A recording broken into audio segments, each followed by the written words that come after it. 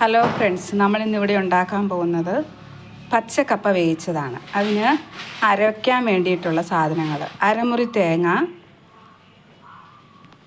2 വെളുത്തുള്ളി, ഒരു ചെറിയ കഷ്ണം ഉള്ളി, 2 പച്ചമുളക്, മഞ്ഞൾപ്പൊടി, കറിവേപ്പില.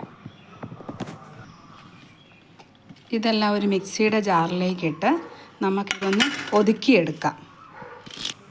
ഇതുപോലെ ഒന്ന് ഒതുക്കിയെടുത്താൽ മതി. ഇനി നമുക്ക് കപ്പ ഇതുപോലെ കൊത്തി നുറുക്കിയത് കഴുകി വാരി വെച്ചിരിക്കുന്നതാണ്. വെള്ളം നന്നായിട്ട് തിളച്ച് കഴിയുമ്പോൾ നമുക്ക് ഈ കപ്പ വെള്ളത്തിലേക്ക് ഇട്ട് കൊടുക്കാം. വെള്ളം ഇതുപോലെ നന്നായി തിളച്ച് കഴിയുമ്പോൾ നമുക്ക് കപ്പ ഇതിൻ്റെ അകത്തോട്ട് വാരിയിടാം.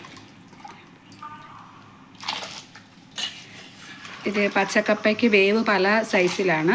ഇത് പെട്ടെന്ന് തിളച്ചാൽ തന്നെ വേകുന്ന സൈസ് കപ്പയാണ്. അതുകൊണ്ടാണ് വെള്ളം തിളച്ചതിന് ശേഷം അതിലേക്ക് ഇടുന്നത്. ഇനി ഒരു തിള വരുമ്പോഴേക്കും ഈ കപ്പ വേവും.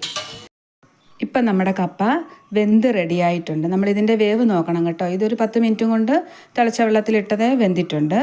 ഇനി നമ്മളത് വേറൊരു പാത്രത്തിലേക്ക് കോരി മാറ്റിയതിന് ശേഷം നമ്മൾ കപ്പ വേവിച്ച് ആ വെള്ളം കളഞ്ഞ് ആ പാത്രത്തിൽ തന്നെ നമുക്കിത് വേവിച്ചെടുക്കാവുന്നതാണ്. അതിനുശേഷം വെള്ളം കളഞ്ഞതിന് ശേഷം നമുക്ക് ആ പാത്രത്തിലിട്ട് ഇത് അടുപ്പത്ത് വയ്ക്കാം. അതിൻ്റെ കൂടെ നമ്മൾ ഇനി ഇടാൻ പോകുന്നത് നമ്മൾ അരച്ച് വെച്ചിരിക്കുന്ന അരപ്പാണ്. ഈ അരപ്പിൽ ഉപ്പ് ചേർത്ത് ആണ് നമ്മൾ ഈ കപ്പയിലേക്ക് ഇടുന്നത്.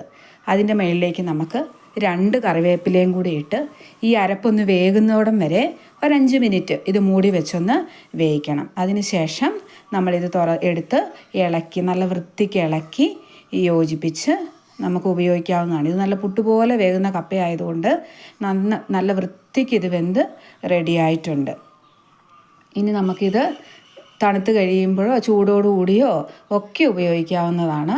ഇത് നമ്മളൊരു സെർവിങ് പാത്രത്തിലേക്ക് മാറ്റി നമുക്ക് കപ്പയുടെ മീൻകറിയുടെ കൂടെയോ ചിക്കൻ കറിയുടെ കൂടെയോ ഇറച്ചിക്കറിയുടെ ബീഫ് കറിയുടെ കൂടെയൊക്കെ ഇത് ഉപയോഗിക്കാം. നിങ്ങളിങ്ങനെ ചെയ്തിട്ടില്ലെങ്കിൽ ഒന്ന് ചെയ്ത് നോക്കണം. എല്ലാവരും കപ്പ വേവിക്കുന്നതാണ്. എന്നാലും പല സ്ഥലങ്ങളിലും പലതരത്തിലാണ്. ചിലർ തേങ്ങയൊന്നും ഇടാതെയാണ് വേവിക്കുന്നത്. ഞങ്ങളിത് തേങ്ങ ഇട്ടിട്ടാണ് കപ്പ വേവിക്കുന്നത്. പിന്നെ നിങ്ങൾക്ക് ഈ റെസിപ്പി ഇഷ്ടപ്പെട്ടെങ്കിൽ നിങ്ങൾ എൻ്റെ ചാനൽ ഒന്ന് സബ്സ്ക്രൈബ് ചെയ്യണേ. എന്നെ ഒന്ന് സപ്പോർട്ട് ചെയ്യണം. എല്ലാവർക്കും നല്ലൊരു ദിവസം ആശംസിക്കുന്നു. നന്ദി, നമസ്കാരം.